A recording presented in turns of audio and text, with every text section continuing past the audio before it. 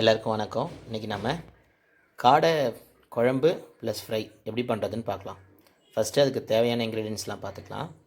First காடை, அப்புறம் cut பண்ண வெங்காயம், கொஞ்சம் தக்காளி, புதினா, கொத்தமல்லி, கருவேப்பிலை, அப்புறம் இஞ்சி, சின்ன வெங்காயம், பச்சை மிளகா, பூண்டு, கொஞ்சம் காரப்பொடி, அப்புறம் உப்பு, சிக்கன் மசாலா, அப்புறம் மிளகாய்த்தூள், அப்புறம் மஞ்சத்தூள், ஆயில்,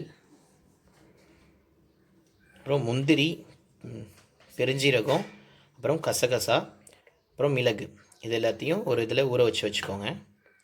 இப்போ நம்ம அடுத்து எப்படி பண்ணுறதுன்னு பார்க்கலாம். இப்போ நம்ம ஃபஸ்ட்டு இந்த பச்சை மிளகா, இஞ்சி, பூண்டு இதெல்லாம் போட்டு அரைச்சி எடுத்துக்கலாம். இப்போ அந்த அரைச்சதை ஒரு பாத்திரத்தில் மாற்றி வச்சுக்கலாம்.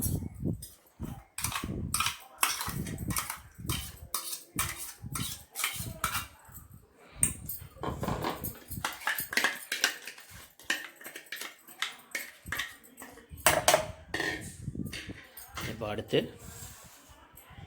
சின்ன வெங்காயத்தை, அப்புறம் இந்த கட் பண்ணி வச்ச தக்காளி அதில் கொஞ்சம்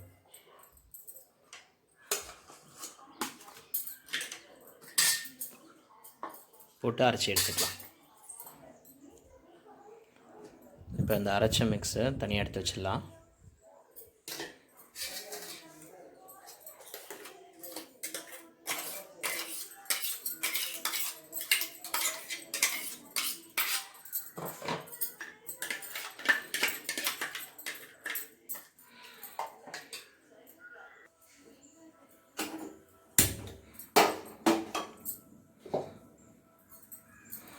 ஒரு கடாய் எடுத்துக்கலாம்.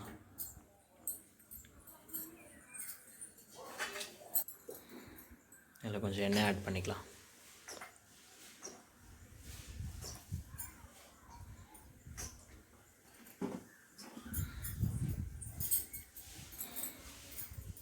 எண்ணெய் கொஞ்சம் காஞ்சதும் பட்டை, கிராம்பு, அப்புறம் கொஞ்சம் பெருஞ்சீரகம் இது கொஞ்சம் ஆட் பண்ணிக்கோங்க. இது ஆக்சுவலாக இன்க்ரீடியண்ட்டில் சொல்ல மறந்துட்டேன். இது அதனால் இப்போது தாளிக்கும் போது இதை ஆட் பண்ணிக்கோங்க.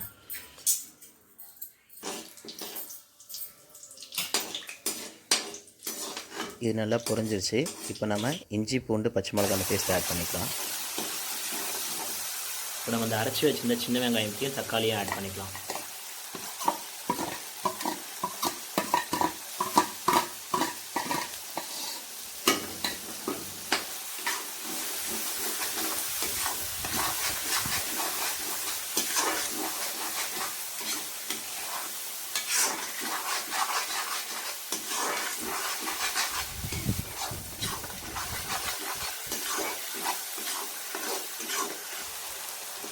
இப்போ கொஞ்சமாக காரப்பொடி ஆட் பண்ணிக்கலாம்.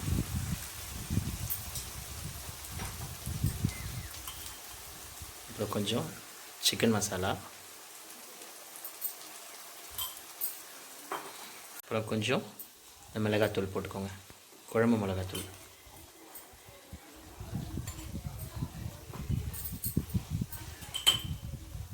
அப்புறம் கொஞ்சம் மஞ்சத்தூள்.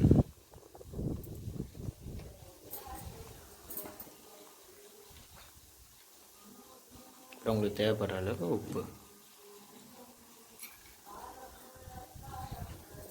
நல்லா வதக்கிக்கோங்க.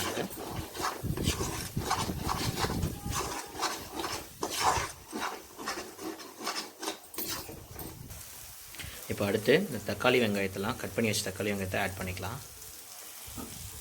ஃபஸ்ட்டு வெங்காயம், தக்காளி ஆட் பண்ணிக்கலாம். கொஞ்சமாக இந்த புதினா, கருவேப்பிலை, கொத்தமல்லி எல்லாத்தையும் ஆட் பண்ணிக்கலாம்.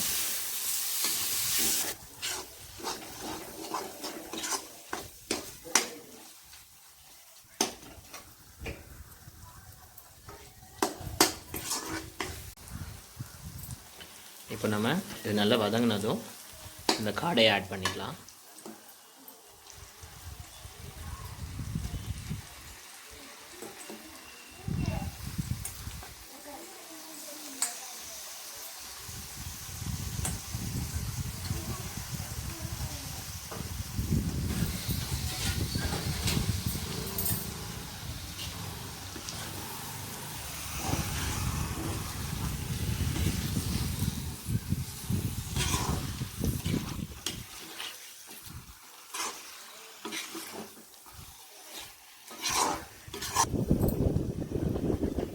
காடை நல்லா வேகிற அளவுக்கு தண்ணி ஆட் பண்ணிக்கலாம்.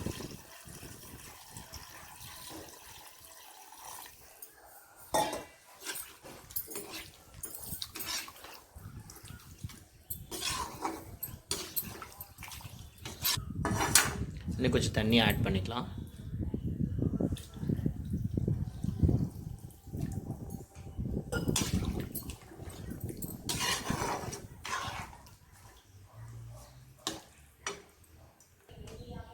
இப்போ இதை மூடி வச்சிடலாம். ஒரு 20 மினிட்ஸ் இது வேகட்டும். அதுக்கப்புறம் ஓப்பன் பண்ணி பார்க்கலாம்.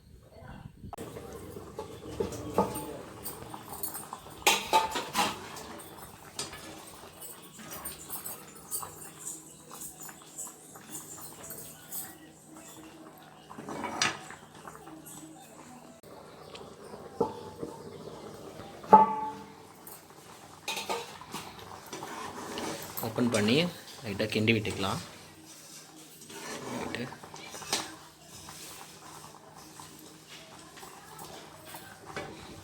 உப்பு காரம் எப்படி இருக்குன்னு செக் பண்ணிக்கலாம். நல்லா இருக்கா? எல்லாம் கரெக்டாக இருக்கு. ஓகே, திரும்ப மூடிடு. ஓகே, இன்னும் ஒரு 10 மினிட்ஸ் இது குக் ஆகட்டும். இந்த ஸ்டார்டிங்கில் ஊற வச்சோம்ல முந்திரி, இந்த கசகசா, மிளகு, இதெல்லாம் அதை இப்போ ஃபஸ்ட்டு நம்ம அரைச்சி எடுத்துக்கலாம்.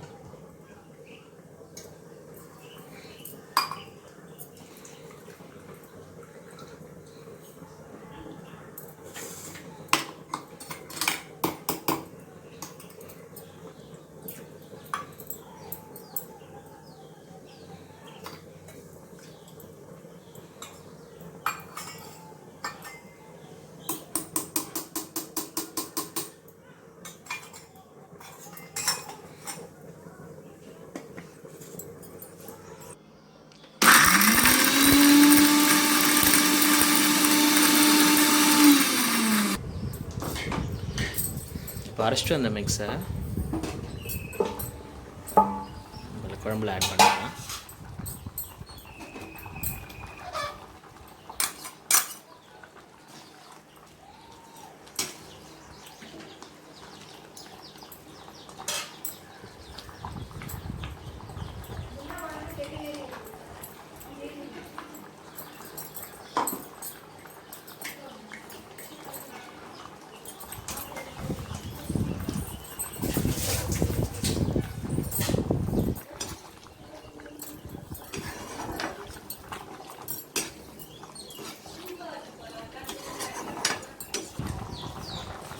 இப்போது குழம்புலேருந்து காடையை எடுத்து ஃப்ரை பண்ணால் ரொம்ப டேஸ்ட்டாக இருக்கும். ஸோ அதனால் நம்ம இப்போது குழம்புலேருந்து நமக்கு ஃப்ரை பண்ணுறதுக்கு தேவையான அளவு மட்டும் காடையை எடுத்துக்கலாம்.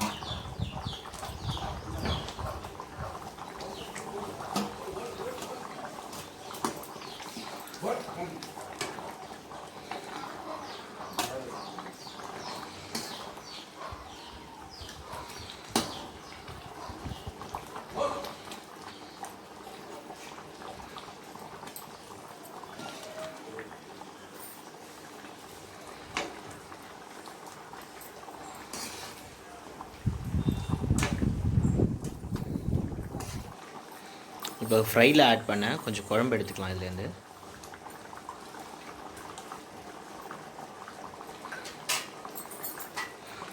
இப்போ மீதி இருக்கிற குழம்புல கொஞ்சம் புதினா கொத்தமல்லி கொஞ்சம் தூவி இதை இறக்கிடலாம்.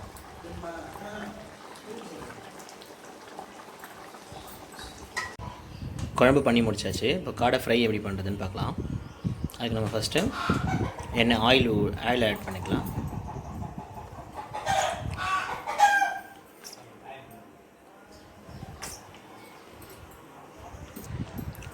ஆயில் கொஞ்சம் நல்லா காஞ்சதும் காரப்பொடி அதை ஆட் பண்ணிக்கோங்க.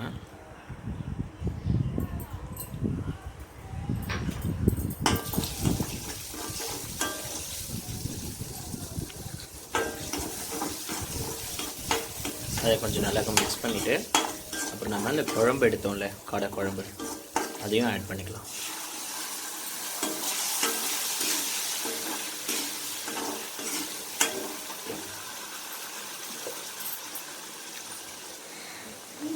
இப்போ கொஞ்சமாக பெப்பர் ஆட் பண்ணிக்கோங்க.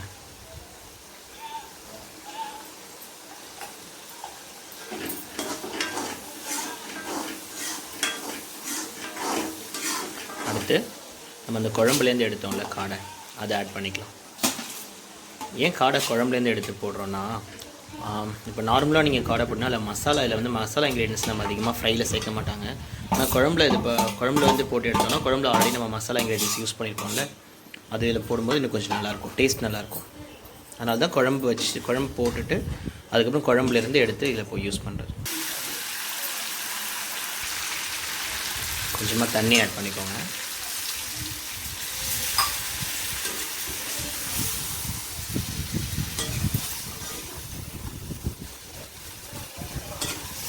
இது இப்போ நல்லா டீப் ஃப்ரை ஆகிற வரைக்கும் வேக வைக்கங்க.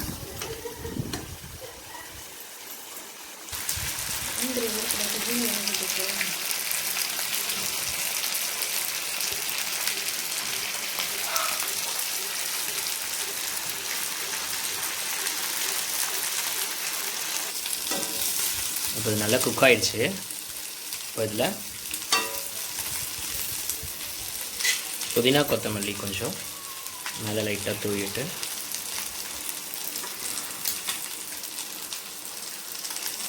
அவ்வளோதான், நீங்கள் எடுத்து சர்வ் பண்ணலாம்.